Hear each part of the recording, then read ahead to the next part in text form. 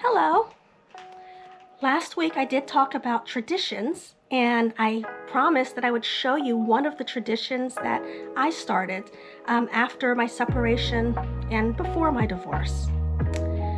I started actually baking, and it served two purposes. One, for me, it's an outlet, but also it's a way to save money. And one of the major things that happen when somebody gets separated or divorced is that their finances go way down. You go from a two-income household, most likely, to one income. And if you were not the breadwinner at all, then it sinks, pretty much even lower. And that can make holidays just a little more depressing because you can remember the times when things were good or more financially stable. And now you've got times when things are not as financially stable, and that just really kind of adds to the depression. And as I was reflecting on last week, I started talking about traditions that I created for myself so that I could better cope with what was going on. But what I didn't share is my very first Christmas. That was really, really hard. I spent a lot of time crying, a whole lot of time crying. In fact, I didn't even want to put up the Christmas tree. I had one of my good close friends come over, and she helped me put up the tree, and she bought me some new ornaments. And I still have those ornaments up there to this day.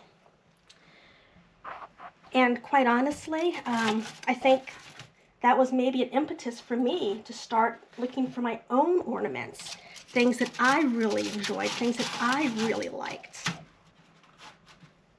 And that's one of the reasons why I came back to baking. I love baking because you get to create. He's just going to have to be on the end without a paper towel to absorb. He'll be okay. I like because you get to create. And one of the other things I just love about cooking, or at least baking, is that yes, you have the recipe and how things are supposed to be. For me, they're guidelines. Yes, I have the recipe so you don't end up with something totally crazy or something that you can't eat. But I always add my own little mixture in there. So that really is my own kind of creativity. Now you've seen the cookies that came out, and I've got them there cooling. You'll see what happens with them in a few minutes. But let me bring you over here to the ones that are going to go in. And actually, I got this from my mom, who got it from her mom. I made the cookie dough actually a couple weeks ago. I wrap it in plastic. I put it in a Ziploc bag. And it keeps until I can just cut it off and put it on the tray. My grandma was doing this long before Betty Crocker and anybody else. So I'm sorry we missed out on that patent. But the day of, it just makes it so much easier to cut, put on the tray, and put it into the oven.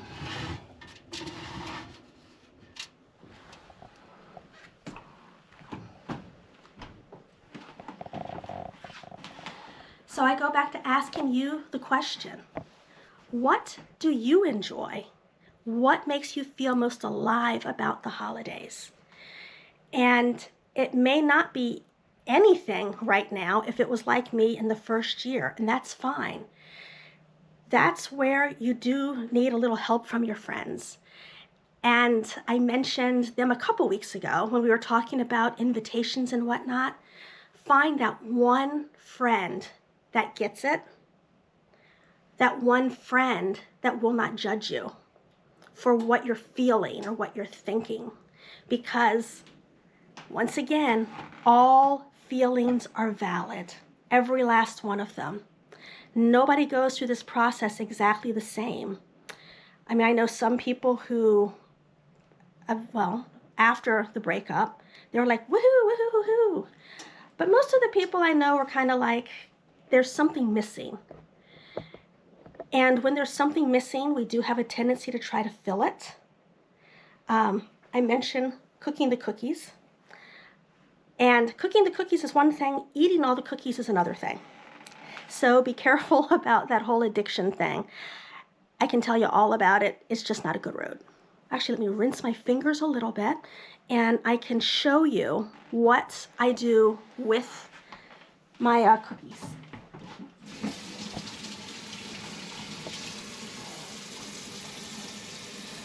You definitely don't want to move from wet cookie dough over to dry cookies. It's just not safe. So yeah, there are some rules that aren't guidelines. They really are hard and fast rules. Now, what do I do with these cookies? I go to the dollar store, which is now the $1.25 store, and I get really, really cute bags like these.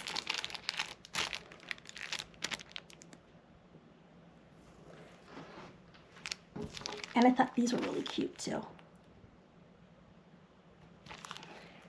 And I get ribbon. And actually, I should have cut them beforehand, but I did not. All right, got my scissors. And this actually kind of adds to the whole creativity of, well, what is going to be a gift. It's a gift to you because you get a chance to create. It's going to be a gift to others because they get a chance to receive. And take note, $1.25. $1.25.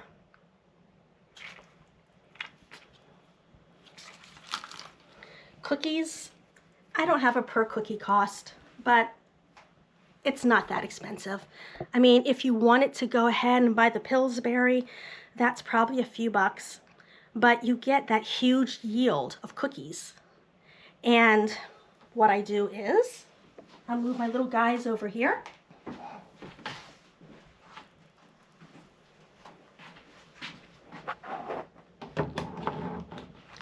And yes, I've washed my hands. Several times I washed my hands. And I pick up a few cookies. About this many. And I put them in the bag. I can tie up the bag.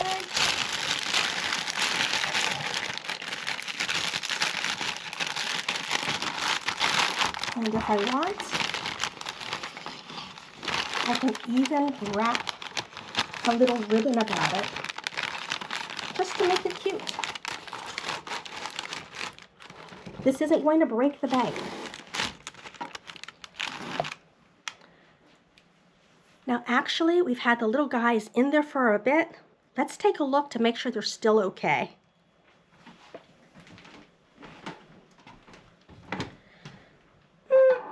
They're doing fine, they're doing fine. Definitely not ready, but they're doing fine. So when we talk about, again, the holidays, and I was talking about finding your own traditions. This is a tradition I found because, number one, it was a money saver. And number two, it gave me a chance to experience the holidays in a way that I enjoy. And a lot of times we do end up spending all of our time and effort making sure other people are happy. And we don't really get a chance to get to know ourselves well, what we enjoy, so that when things change in our lives, that other person, that partner isn't there, Sometimes we forget who we are as women. Now, I've mentioned before that I do have a course, Empowering Women for Change, and we'll be launching again soon. New Year is coming, but check out the website to find out what I say about the new year. And quite honestly, if you do that and let me know, I'll give you a hefty discount. But it's all about getting to know who you are again without the partner. Because once you're good with you, you can walk empowered, you can walk in courageously, and you can become the best version of yourself. And it would be my greatest pleasure to help you to do that. So if that's something that you feel that you're ready for, then you can reach out to me. I am on lifeinthehardplaces.com. That's the website, lifeinthehardplaces, one word.com. You can email me, lifeinthehardplaces@gmail.com. Again, all one word, lifeinthehardplaces@gmail.com, and we can get started. First session, always complimentary, because we want to develop a strategy. It's not about me making money. It's about you being able to become the best version of yourself. And that's what we all want. I remember that first Christmas. But I also know where I am now. And I had coaches to help me to get to where I am. And I can help you to get there too. I guarantee it.